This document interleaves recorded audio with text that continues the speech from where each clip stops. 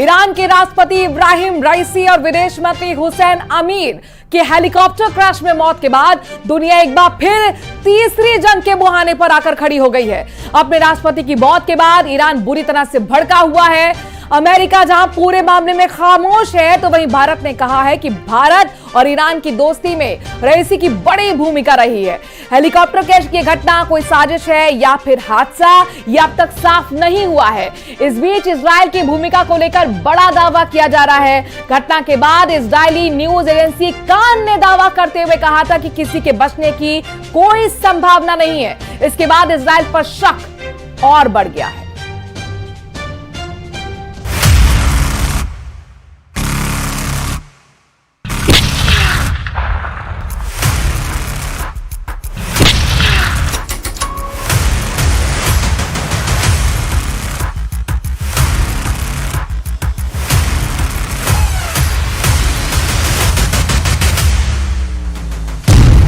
दुश्मनी,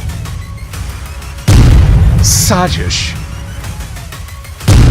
षड्यंत्र, धोखा, गद्दारी, बदला, विश्वासघात, हत्या, हादसा। इब्राहिम रईसी की मौत की मिस्ट्री क्या? आयतुल्लाह सैयद इब्राहिम रईसी खादिमुर रज़ा अलैहिस्सलाम।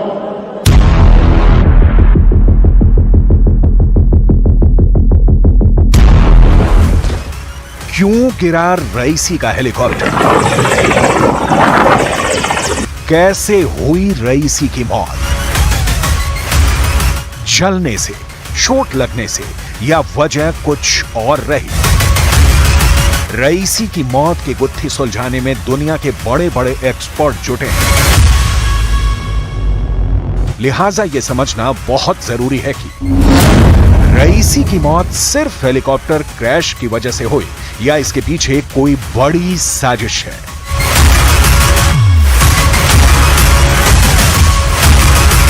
ईरान के राष्ट्रपति इब्राहिम रईसी की मौत को लेकर इस वक्त दुनिया भर में कई थ्योरी चल रही है और हर थ्योरी के पीछे कारण गिनाए जा रहे हैं। हम उन 5 बड़ी थ्योरी को दिखाने जा रहे हैं जिसमें रईसी की मौत की वजह का A to Z जवाब आपको मिल जाएगा। लेकिन उसके पहले वो 5 सवाल जो साजिश और शंका की गुंजाइश पैदा करते हैं। पहला सवाल, बेल 212 हेलीकॉप्टर से सफर क्यों? दूसरा, लंबी फ्लाइट के लिए MI-17 से क्यों नहीं गए? तीसरा सवाल, ईरान के खिलाफ दुश्मन ने बड़ी साजिश रची। चौथा सवाल, खराब मौसम की जानकारी थी, फिर क्यों टेक ऑफ? और पांचवा सवाल, लेकिन सबसे बड़ा, कि कहीं इंटरनेशनल या फिर इंटरनल साजिश के शिकार तो नहीं हुए ईरान के राष्ट्रपति इब्राहिम रईसी?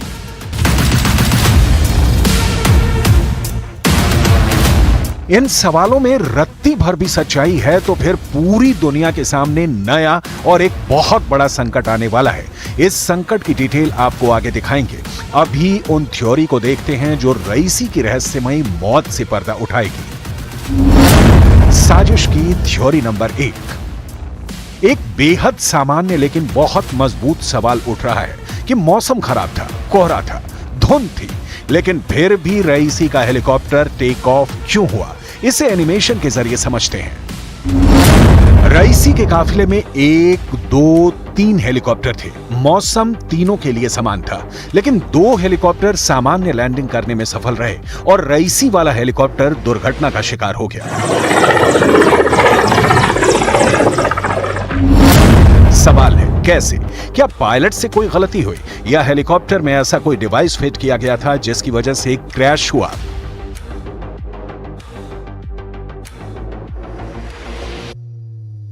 इस सवाल की तह तक जाने के लिए अजरबैजान से ईरान के रिश्ते को समझना होगा, जहां से रईसी का हेलीकॉप्टर टेक ऑफ हुआ।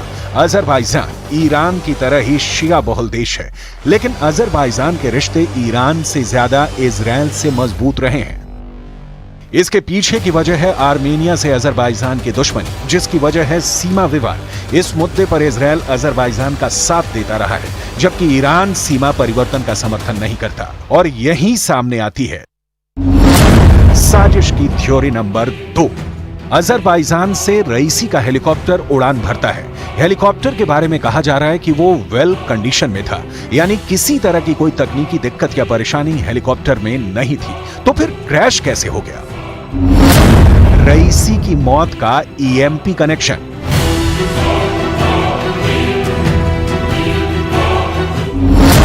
ईएमपी मतलब electromagnetic pulse weapons. Electromagnetic pulse cannon से निकली तरंगों का इस्तेमाल करता है। यह एक सुपर शक्तिशाली माइक्रोवेव सिस्टम का उपयोग करता है। ईएमपी से निकली ऊर्जा इलेक्ट्रॉनिक उपकरणों जैसे ड्रोन में वोल्टेज वृद्धि का कारण बनती है।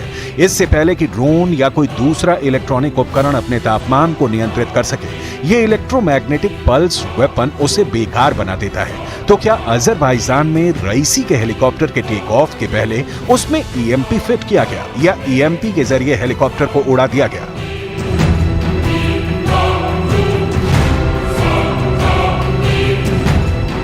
ईरान की बढ़ती ताकत पश्चिम देशों से लेकर अमेरिका और इजरायल तक के लिए परेशानी का कारण रही है। यूक्रेन युद्ध में रूस को ईरान के ड्रोन सप्लाई की वजह, परमाणु शक्ति का संवर्धन वो कारण है जिसकी वजह से नाटो ताकतें बहुत तनाव में रही हैं। लिहाजा ये भी शंका पैदा हो रही है कि कहीं रईसी की मौत का कारण पश्चिमी देशों में रची गई कोई साजिश तो नहीं है। साजिश की थ्योरी नंबर 3। मध्य पूर्व में ईरान बड़ी शक्ति है और इब्राहिम रईसी इस शक्ति का केंद्र थे। एक ऐसा नेता जिसका अमेरिका घनघोर विरोधी रहा है। रईसी पर अमेरिका प्रतिबंध भी लगा चुका था। ईरान अमेरिकी प्रतिबंधों के कारण टेंशन में भी रहता था, क्योंकि मुल्क की तरक्की में ये प्रतिबंध बहुत बड़ी बाधा है। रईसी के नहीं होने पर अमेरिका या पश्चिमी ताकतें मिडिल ईस्ट में खुलकर खेल सकती हैं। 2020 में ईरान के लोगों के लिए हीरो माने जाने वाले जनरल कासिम सुलेमानी की एक अमेरिकी ड्रोन हमले में मौत हो गई थी, और यही वजह है कि यह शंका जताई जा रही है कि कहीं रईसी की मौत के पीछे पश्चिमी ताकतें तो नहीं हैं। अमेरिका ने रईसी की मौत की वजह किसी तरह की साजिश होने से शुरुआती तौर पर इनकार किया है, लेकिन फुल प्रूफ इनकार अब भी बाकी है। जाहिर है शक की बड़ी गुंजाइश अब भी शेष है। साजिश की थ्योरी नंबर 4। ये रईसी थे जिन्होंने हमास का खुलकर समर्थन किया। ये रईसी थे जिन्होंने यमन के हूथी विद्रोहियों को समर्थन दिया। ये रईसी थे जिन्होंने लेबनान के हिजबुल्लाह का समर्थन किया, और ये तीनों मिलकर इजरायल को जख्म देते रहे हैं। इसीलिए कहा जा रहा है कि रईसी के अंत में कहीं इजरायल का हाथ तो नहीं। यह तथ्य है कि हमास को ईरान से समर्थन मिलना बंद हो जाए तो गाजा से लेकर रफा तक इजरायल कब्जा कर ले, और यही वजह है कि रईसी की मौत का इजरायल से कनेक्शन जोड़ा जा रहा है। इस साजिश को मजबूती देने के लिए कहा जा रहा है कि अजरबैजान में जब रईसी मौजूद थे, उसी वक्त इजरायल की खुफिया एजेंसी मोसाद ने उनके हेलीकॉप्टर के साथ छेड़छाड़ की। इजरायल अक्सर अपने दुश्मनों को विदेशी जमीन पर मारने की साजिश रचता है। मोसाद ऐसे ऑपरेशन को अंजाम देती है, लेकिन यहाँ ध्यान देने वाली बात है कि अजरबैजान में मोसाद ही एक्टिव नहीं है, बल्कि ईरान के रिवोल्यूशनरी गार्ड भी बड़ी तादाद में मौजूद हैं। सवाल घूम फिर कर वहीं पहुंच जाता है कि फिर क्या हुआ था रईसी के हेलीकॉप्टर के साथ? कैसे क्रैश हो गया हेलीकॉप्टर जिसमें रईसी की मौत हुई?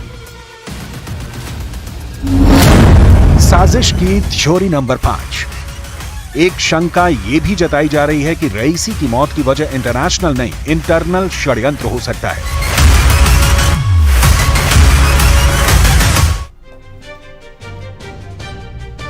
राष्ट्रपति रईसी की मौत से जुड़ी बड़ी खबर अपने दर्शकों को बता दें कि ईरान ने हेलीकॉप्टर क्रैश की जांच शुरू कर दी है।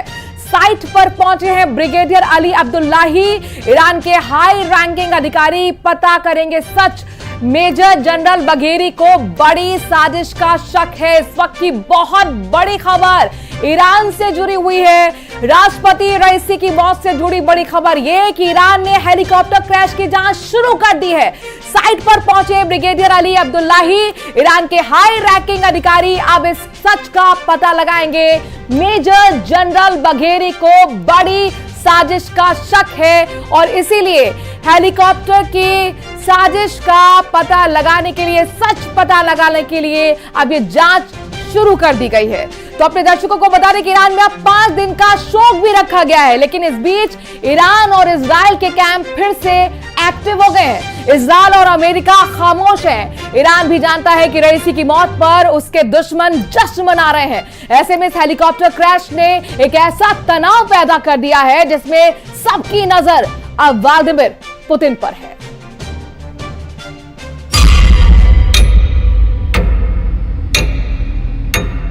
19 मई 2024 पूरी दुनिया में इब्राहिम रईसी का हेलीकॉप्टर गायब होने की खबर ऐसी फैली जिसने पूरी दुनिया को हिलाकर रख दिया। ठीक 3 जनवरी 2020 की तरह जब ईरान के जनरल कासिम सुलेमानी की मौत ने बहुत बड़े युद्ध का खतरा पैदा कर दिया था। क्या रईसी की मौत एक बड़े युद्ध की दस्तक है? क्या रईसी का हेलीकॉप्टर क्रैश वर्ल्ड वॉर का लॉन्चिंग पॉइंट है? बात बहुत गंभीर है क्योंकि एक देश के राष्ट्रपति की मौत हुई है। रईसी की मौत ईरान के अंदर हुए हेलीकॉप्टर हादसे में हुई और सुलेमानी की मौत बगदाद में अमेरिका के ड्रोन हमले में हुई। 4 साल के अंदर ईरान को ये 2 बहुत बड़े हाई प्रोफाइल सदमे लगे हैं जिससे ना ईरान के दोस्त अलग रह सकते हैं और ना ही ईरान के दुश्मन। क्या ये वाकई ईरान में सुलेमानी पार्ट 2 है? एक तरफ ईरान की मिलिट्री लीडरशिप पर हमला हुआ और अब ईरान की पॉलिटिकल लीडरशिप का अंत हो गया। जिस हेलीकॉप्टर में इब्राहिम रईसी सवार थे उसमें उनके विदेश मंत्री हुसैन आमिर अब्दुल्लाहियां भी थे, यानी प्रेसिडेंट भी खत्म और विदेश मंत्री की भी मौत।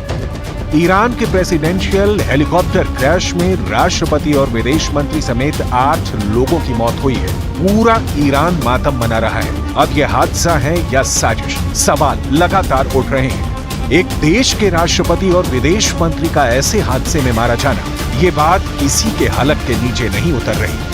जब गाजा में 8 महीने से जारी इजराइल की बमबारी में 35,000 से ज्यादा लोगों की मौत हो चुकी है और उत्तरी बॉर्डर पर लेबनान की तरफ से हिजबुल्लाह इजराइल पर हमला कर रहा है, तब ईरान की लीडरशिप का सीधा मुकाबला इजराइल और अमेरिका से भी हो रहा है। दोनों कैंप एक दूसरे को एक आंख नहीं पसंद करते। एक तरफ बाइडन, नेतन्याहू और उनके नेटो के दोस्त, तो दूसरी तरफ हमास चीफ इस्माइल हानिया के साथ हिजबुल्लाह और ईरान की लीडरशिप खड़ी हुई है। इनके साथ रूस भी है और चीन भी खड़ा है।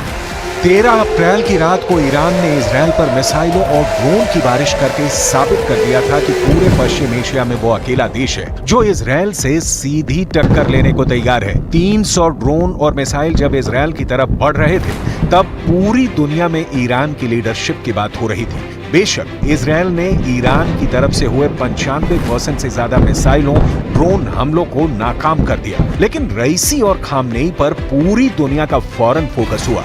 इस हमले के बाद रईसी ने साफ कहा था कि इजराइल पर अगला हमला बताकर नहीं किया जाएगा और इससे भी 10 गुना तेज और बड़ा अटैक किया जाएगा।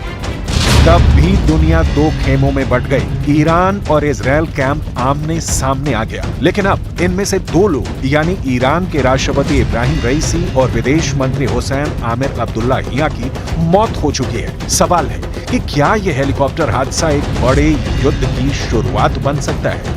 क्या यह हेलीकॉप्टर क्रैश वर्ल्ड वॉर की वजह बन सकता है? ईरान के राष्ट्रपति और विदेश मंत्री उस हेलीकॉप्टर में सवार थे जो ऐसे दौर के लिए चुना गया जिस पर पूरी दुनिया, खासकर ईरान के दुश्मनों की नजर ज्यादा थी।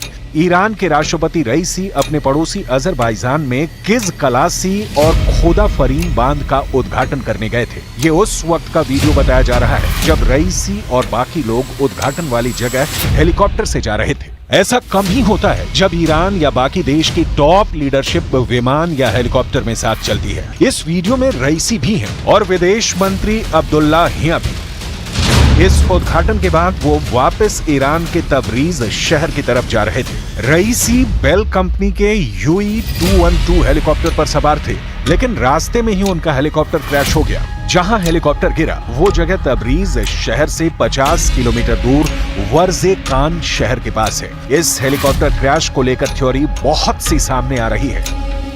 همونطور که مشاهده میکنین بنده الان دقیقاً جایی هستم که بالگرد حامل آقای رئیس جمهور و همراهانشون در اینجا دچار سانحه شده. همونطور که میدونین دیروز بعد از افتتاح سد قزقلسی که داشتن میومدن تبریز در همین منطقه در جنگل‌های ارسباران به خاطر اینکه هوا مه‌آلود بوده بارش باران داشتیم اینجا دچار سانحه شده. फिलहाल सबको डर सता रहा है कि अगर ये हादसा नहीं बल्कि रईसी का हेलीकॉप्टर किसी साजिश का शिकार हुआ है तो ईरान क्या करेगा। क्या ईरान ऐसा बदला लेगा जो बहुत खामोशी से अंजाम दिया जाएगा। क्या ईरान ने बदला लेने का जवाबी मिशन शुरू कर दिया है। इस वक्त पश्चिम एशिया पर बहुत बड़ा खतरा मंडरा रहा है। शायद गाजा में चल रही बमबारी से भी बड़ी तबाही दुनिया के इस इलाके की चौखट पर इंतजार कर रही है। रईसी का हेलीकॉप्टर क्रैश होने के बाद दुनिया का रिएक्शन देखिए। रूस से व्लादिमीर पुतिन ने कहा कि हमने इब्राहिम रईसी और हुसैन आमिर अब्दुल्लाहियां अपने 2 दोस्त खो दिए। भारत ने कहा कि इस खबर से हम दुखी हैं। इब्राहिम रईसी ने भारत और ईरान की दोस्ती मजबूत करने के लिए बहुत काम किया। भारत इस वक्त ईरान के साथ खड़ा है। प्रधानमंत्री मोदी ने ये बात अपने ट्वीट में भी कही है। मलेशिया ने भी कहा है कि बहुत दुख हुआ। इराक ने कहा कि दुख के इस वक्त में ईरान के साथ है। तुर्की ने भी अफसोस जाहिर किया। यूरोपियन यूनियन ने कहा कि उसे अफसोस है। कतर ने भी कहा दुख है। पाकिस्तान में 1 दिन का शोक रखा गया है। चीन में शी जिनपिंग ने कहा कि चीन ने एक अच्छा दोस्त खो दिया। लेकिन आंसू गाजा के हमास और यमन के हूथी ने भी बहाए हैं और यहीं से रईसी की मौत के बाद अगले कदम का इशारा मिलने लगा है। अगले कुछ दिनों में ईरान के एक्शन से बहुत बात साफ हो जाएगी। लेकिन यह एक्शन इस बात पर निर्भर करेगा कि रईसी की मौत हादसा है या फिर एक ऐसी साजिश जिसके बाद युद्ध पर फुल स्टॉप लगाना मुश्किल हो जाएगा। है ना? थोड़ा थोड़ा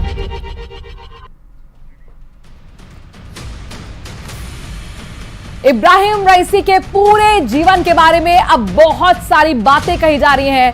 1988 में दुनिया का सबसे बड़ा फांसी कांड ईरान में हुआ था जिसमें एक साथ 5000 लोगों को फांसी पर लटका दिया गया था। इस फांसी कांड में फैसला देने वाले लोगों में एक नाम इब्राहिम रईसी का भी था।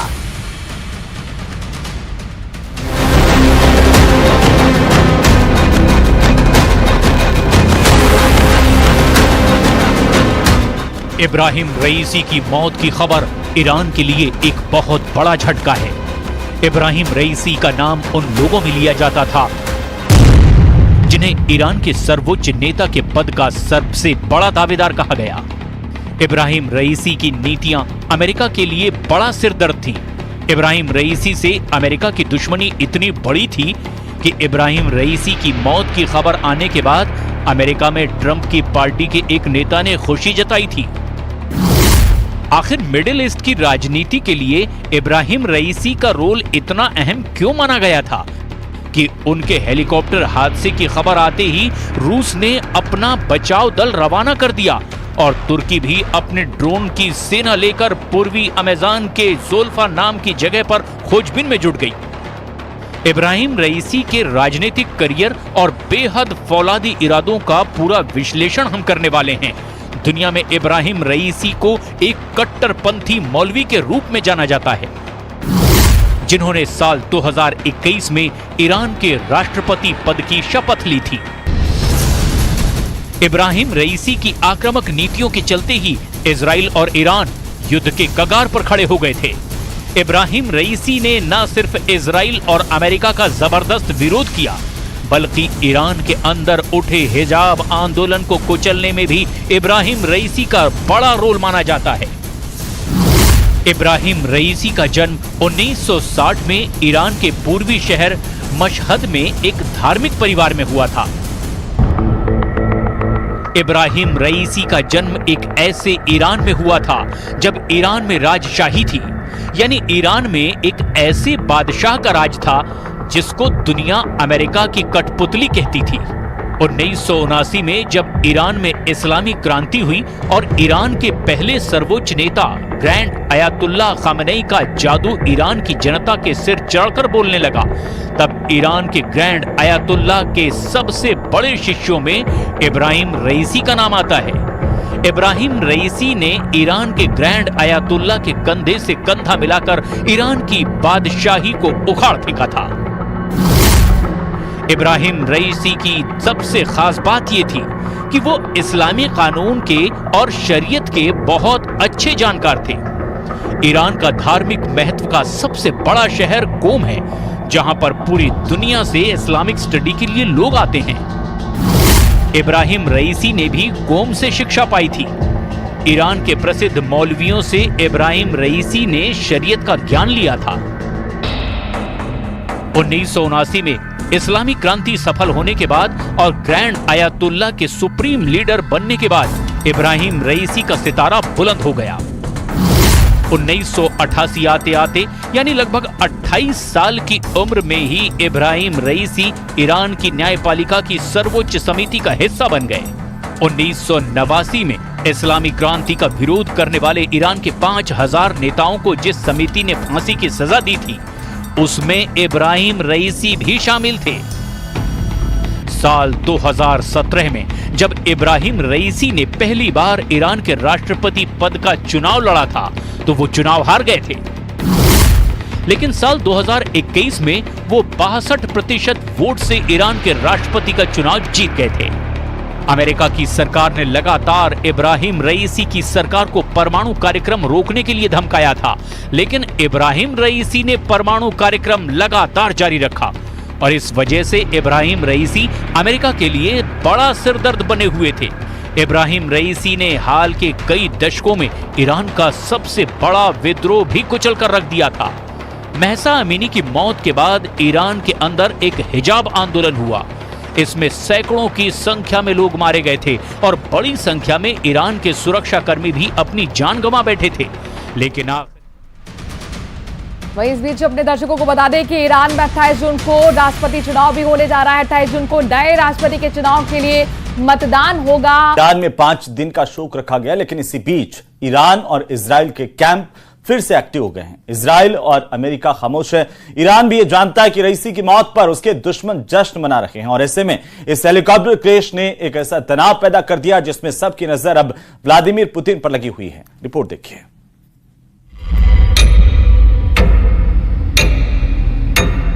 19 मई 2024 पूरी दुनिया में इब्राहिम रईसी का हेलीकॉप्टर गायब होने की खबर ऐसी फैली जिसने पूरी दुनिया को हिलाकर रख दिया। ठीक 3 जनवरी 2020 की तरह जब ईरान के जनरल कासिम सुलेमानी की मौत ने बहुत बड़े युद्ध का खतरा पैदा कर दिया था। क्या रईसी की मौत एक बड़े युद्ध की दस्तक है? क्या रईसी का हेलीकॉप्टर क्रैश वर्ल्ड वॉर का लॉन्चिंग पॉइंट है? बात बहुत गंभीर है क्योंकि एक देश के राष्ट्रपति की मौत हुई है। रईसी की मौत ईरान के अंदर हुए हेलीकॉप्टर हादसे में हुई और सुलेमानी की मौत बगदाद में अमेरिका के ड्रोन हमले में हुई। 4 साल के अंदर ईरान को ये 2 बहुत बड़े हाई प्रोफाइल सदमे लगे हैं, जिससे न ईरान के दोस्त अलग रह सकते हैं और न ही ईरान के दुश्मन। क्या ये वाकई ईरान में सुलेमानी पार्ट 2 है? एक तरफ ईरान की मिलिट्री लीडरशिप पर हमला हुआ और अब ईरान की पॉलिटिकल लीडरशिप का अंत हो गया। जिस हेलीकॉप्टर में इब्राहिम रईसी सवार थे, उसमें उनके विदेश मंत्री हुसैन आमिर अब्दुल्लाहियां भी थे, यानी प्रेसिडेंट भी खत्म और विदेश मंत्री की भी मौत। ईरान के प्रेसिडेंशियल हेलीकॉप्टर क्रैश में राष्ट्रपति और विदेश मंत्री समेत 8 लोगों की मौत हुई है। पूरा ईरान मातम मना रहा है। अब यह हादसा है या साजिश? सवाल लगातार उठ रहे हैं। एक देश के राष्ट्रपति और विदेश मंत्री का ऐसे हादसे में मारा जाना, ये बात किसी के हलक के नीचे नहीं उतर रही। जब गाजा में 8 महीने से जारी इजराइल की बमबारी में 35,000 से ज्यादा लोगों की मौत हो चुकी है और उत्तरी बॉर्डर पर लेबनान की तरफ से हिजबुल्लाह इजराइल पर हमला कर रहा है, तब ईरान की लीडरशिप का सीधा मुकाबला इजराइल और अमेरिका से भी हो रहा है। दोनों कैंप एक दूसरे को एक आंख नहीं पसंद करते। एक तरफ बाइडन, नेतन्याहू और उनके नेटो के दोस्त, तो दूसरी तरफ हमास चीफ इस्माइल हानिया के साथ हिजबुल्लाह और ईरान की लीडरशिप खड़ी हुई है। इनके साथ रूस भी है और चीन भी खड़ा है। 13 अप्रैल की रात को ईरान ने इजराइल पर मिसाइलों और ड्रोन की बारिश करके साबित कर दिया था कि पूरे पश्चिम एशिया में वो अकेला देश है जो इजराइल से सीधी टक्कर लेने को तैयार है। 300 ड्रोन और मिसाइल जब इजराइल की तरफ बढ़ रहे थे, तब पूरी दुनिया में ईरान की लीडरशिप की बात हो रही थी। बेशक इजरायल ने ईरान की तरफ से हुए 95% से ज्यादा मिसाइलों, ड्रोन हमलों को नाकाम कर दिया, लेकिन रईसी और खामनेई पर पूरी दुनिया का फौरन फोकस हुआ। इस हमले के बाद रईसी ने साफ कहा था कि इजरायल पर अगला हमला बताकर नहीं किया जाएगा और इससे भी 10 गुना तेज और बड़ा अटैक किया जाएगा। तब भी दुनिया दो खेमों में बट गई। ईरान और इजरायल कैंप आमने सामने आ गया, लेकिन अब इनमें से दो लोग यानी ईरान के राष्ट्रपति इब्राहिम रईसी और विदेश मंत्री हुसैन आमिर अब्दुल्लाहियां की मौत हो चुकी है। सवाल है कि क्या यह हेलीकॉप्टर हादसा एक बड़े युद्ध की शुरुआत बन सकता है? क्या यह हेलीकॉप्टर क्रैश वर्ल्ड वॉर की वजह बन सकता है? ईरान के राष्ट्रपति और विदेश मंत्री उस हेलीकॉप्टर में सवार थे जो ऐसे दौर के लिए चुना गया जिस पर पूरी दुनिया, खासकर ईरान के दुश्मनों की नजर ज्यादा थी। ईरान के राष्ट्रपति रईसी अपने पड़ोसी अजरबैजान में किज कलासी और खोदा फरीन बांध का उद्घाटन करने गए थे। ये उस वक्त का वीडियो बताया जा रहा है जब रईसी और बाकी लोग उद्घाटन वाली जगह हेलीकॉप्टर से जा रहे थे। ऐसा कम ही होता है जब ईरान या बाकी देश की टॉप लीडरशिप विमान या हेलीकॉप्टर में साथ चलती है। इस वीडियो में रईसी भी हैं और विदेश मंत्री अब्दुल्लाहियां भी। इस उद्घाटन के बाद वो वापस ईरान के तबरीज शहर की तरफ जा रहे थे। रईसी बेल कंपनी के UE-212 हेलीकॉप्टर पर सवार थे, लेकिन रास्ते में ही उनका हेलीकॉप्टर क्रैश हो गया। जहां हेलीकॉप्टर गिरा वो जगह तबरीज शहर से 50 किलोमीटर दूर वर्जे कान शहर के पास है। इस हेलीकॉप्टर क्रैश को लेकर थ्योरी बहुत सी सामने आ रही है। همونطور که مشاهده میکنین بنده الان دقیقاً جایی هستم که بالگرد حامل آقای رئیس جمهور و همراهانشون در اینجا دچار سانحه شده. همونطور که میدونین دیروز بعد از افتتاح سد قزقلسی که داشتن میومدن تبریز در همین منطقه در جنگل‌های ارسباران به خاطر اینکه هوا مه‌آلود بوده، بارش باران داشتیم، اینجا دچار سانحه شده.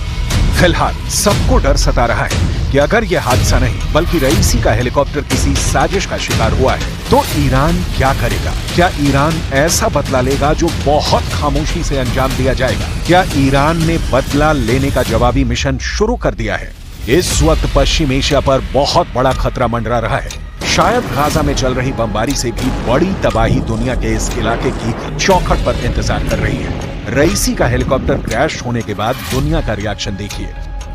रूस से व्लादिमीर पुतिन ने कहा कि हमने इब्राहिम रईसी और हुसैन आमिर अब्दुल्लाहियां अपने दो दोस्त खो दिए। भारत ने कहा कि इस खबर से हम दुखी हैं। इब्राहिम रईसी ने भारत और ईरान की दोस्ती मजबूत करने के लिए बहुत काम किया। भारत इस वक्त ईरान के साथ खड़ा है। प्रधानमंत्री मोदी ने यह बात अपने ट्वीट में भी कही है। मलेशिया ने भी कहा है कि बहुत दुख हुआ। इराक ने कहा कि दुख के इस वक्त में ईरान के साथ है। तुर्की ने भी अफसोस जाहिर किया। यूरोपियन यूनियन ने कहा कि उसे अफसोस है। कतर ने भी कहा दुख है। पाकिस्तान में एक दिन का शोक रखा गया है। चीन में शी जिनपिंग ने कहा कि चीन ने एक अच्छा दोस्त खो दिया।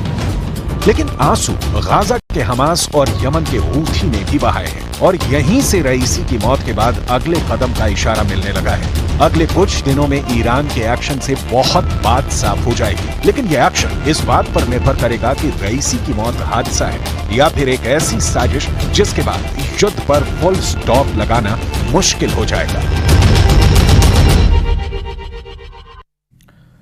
तो रईसी की मौत पर अमेरिका और इजराइल अब तक खामोश हैं। सवाल उठने लाजमी हैं और रईसी की मौत पर दुनिया भर में शोक संवेदनाएं जताई जा रही हैं। प्रधानमंत्री नरेंद्र मोदी ने कहा कि भारत ईरान की दोस्ती में रईसी की बड़ी भूमिका रही है। रईसी की मौत अब बड़ी मिस्ट्री बन गई है।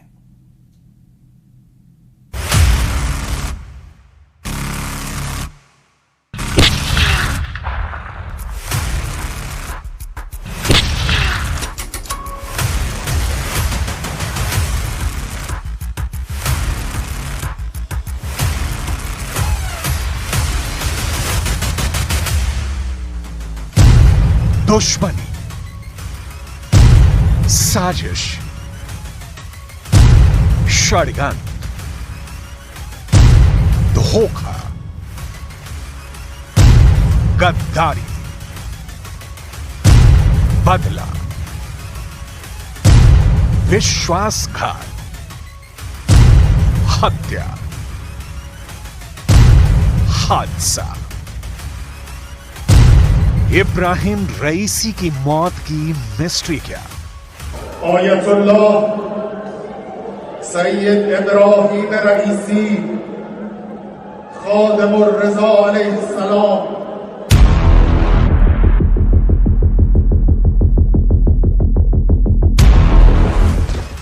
क्यों गिरा रईसी का हेलीकॉप्टर? कैसे हुई रईसी की मौत? जलने से, चोट लगने से, या वजह कुछ और रही? रईसी की मौत की गुत्थी सुलझाने में दुनिया के बड़े बड़े एक्सपर्ट जुटे हैं।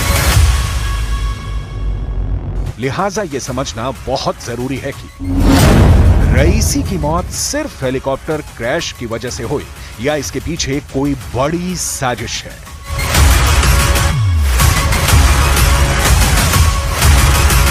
ईरान के राष्ट्रपति इब्राहिम रईसी की मौत को लेकर इस वक्त दुनिया भर में कई थ्योरी चल रही है और हर थ्योरी के पीछे कारण गिनाए जा रहे हैं।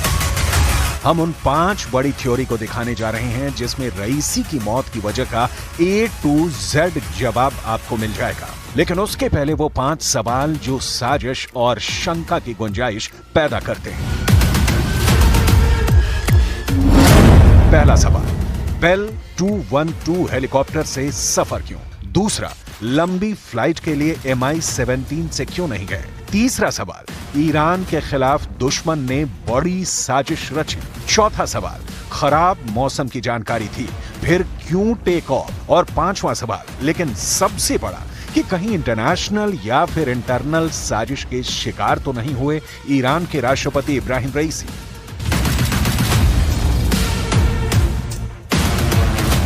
इन सवालों में रत्ती भर भी सच्चाई है तो फिर पूरी दुनिया के सामने नया और एक बहुत बड़ा संकट आने वाला है। इस संकट की डिटेल आपको आगे दिखाएंगे। अभी उन थ्योरी को देखते हैं जो रईसी की रहस्यमयी मौत से पर्दा उठाएगी। साजिश की थ्योरी नंबर 1। एक बेहद सामान्य लेकिन बहुत मजबूत सवाल उठ रहा है कि मौसम खराब था, कोहरा था, धुंध थी, लेकिन फिर भी रईसी का हेलीकॉप्टर टेक ऑफ क्यों हुआ? इसे एनिमेशन के जरिए समझते हैं। रईसी के काफिले में 1, 2, 3 हेलीकॉप्टर थे। मौसम तीनों के लिए समान था, लेकिन 2 हेलीकॉप्टर सामान्य लैंडिंग करने में सफल रहे और रईसी वाला हेलीकॉप्टर दुर्घटना का शिकार हो गया। सवाल है कैसे? क्या पायलट से कोई गलती हुई या हेलीकॉप्टर में ऐसा कोई डिवाइस फिट किया गया था जिसकी वजह से क्रैश हुआ?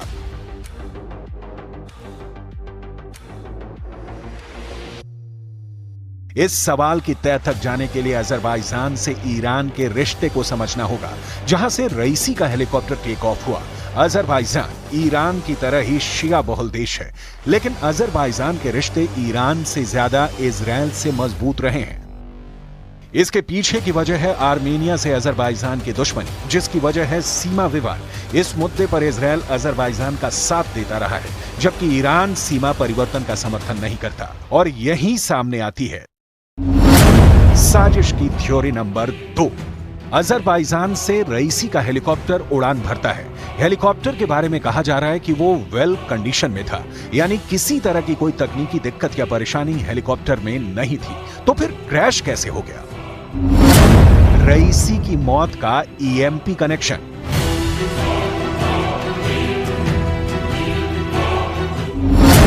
EMP मतलब electromagnetic pulse weapons. Electromagnetic pulse cannon से निकली तरंगों का इस्तेमाल करता है। यह एक सुपर शक्तिशाली माइक्रोवेव सिस्टम का उपयोग करता है। EMP से निकली ऊर्जा इलेक्ट्रॉनिक उपकरणों जैसे ड्रोन में वोल्टेज वृद्धि का कारण बनती है। इससे पहले कि ड्रोन या कोई दूसरा इलेक्ट्रॉनिक उपकरण अपने तापमान को नियंत्रित कर सके, यह इलेक्ट्रोमैग्नेटिक पल्स वेपन उसे बेकार बना देता है। तो क्या अजरबैजान में रईसी के हेलीकॉप्टर के टेक ऑफ के पहले उसमें EMP फिट किया गया या EMP के जरिए हेलीकॉप्टर को उड़ा दिया गया?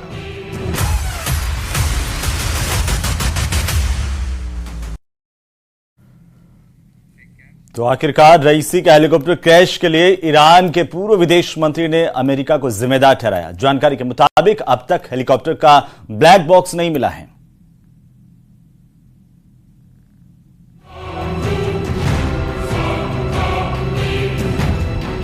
ईरान की बढ़ती ताकत पश्चिम देशों से लेकर अमेरिका और इजराइल तक के लिए परेशानी का कारण रही है। यूक्रेन युद्ध में रूस को ईरान के ड्रोन सप्लाई की वजह, परमाणु शक्ति का संवर्धन वो कारण है जिसकी वजह से नाटो ताकतें बहुत तनाव में रही हैं। लिहाजा ये भी शंका पैदा हो रही है कि कहीं रईसी की मौत का कारण पश्चिमी देशों में रची गई कोई साजिश तो नहीं है। साजिश की थ्योरी नंबर 3। मध्य पूर्व में ईरान बड़ी शक्ति है और इब्राहिम रईसी इस शक्ति का केंद्र थे। एक ऐसा नेता जिसका अमेरिका घनघोर विरोधी रहा है। रईसी पर अमेरिका प्रतिबंध भी लगा चुका था। ईरान अमेरिकी प्रतिबंधों के कारण टेंशन में भी रहता था क्योंकि मुल्क की तरक्की में ये प्रतिबंध बहुत बड़ी बाधा है। रईसी के नहीं होने पर अमेरिका या पश्चिमी ताकतें मिडिल ईस्ट में खुलकर खेल सकती हैं। 2020 में ईरान के लोगों के लिए हीरो माने जाने वाले जनरल कासिम सुलेमानी की एक अमेरिकी ड्रोन हमले में मौत हो गई थी और यही वजह है कि यह शंका जताई जा रही है कि कहीं रईसी की मौत के पीछे पश्चिमी ताकतें तो नहीं हैं। अमेरिका ने रईसी की मौत की वजह किसी तरह की साजिश होने से शुरुआती तौर पर इनकार किया है, लेकिन फुल प्रूफ इनकार अब भी बाकी है। जाहिर है शक की बड़ी गुंजाइश अब भी शेष है। साजिश की थ्योरी नंबर 4। ये रईसी थे जिन्होंने हमास का खुलकर समर्थन किया। ये रईसी थे जिन्होंने यमन के हूथी विद्रोहियों को समर्थन दिया।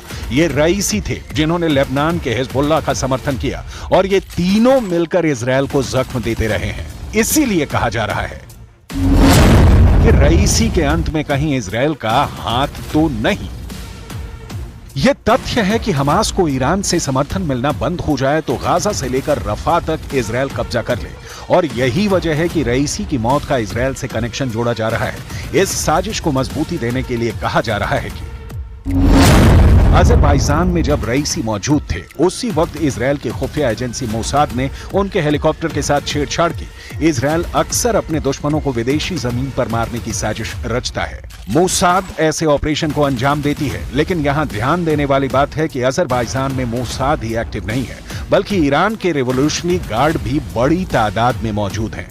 सवाल घूम फिर कर वहीं पहुंच जाता है कि फिर क्या हुआ था रईसी के हेलीकॉप्टर के साथ। कैसे क्रैश हो गया हेलीकॉप्टर जिसमें रईसी की मौत हुई।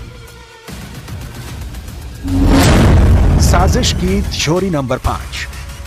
एक शंका यह भी जताई जा रही है कि रईसी की मौत की वजह इंटरनेशनल नहीं इंटरनल षड्यंत्र हो सकता है।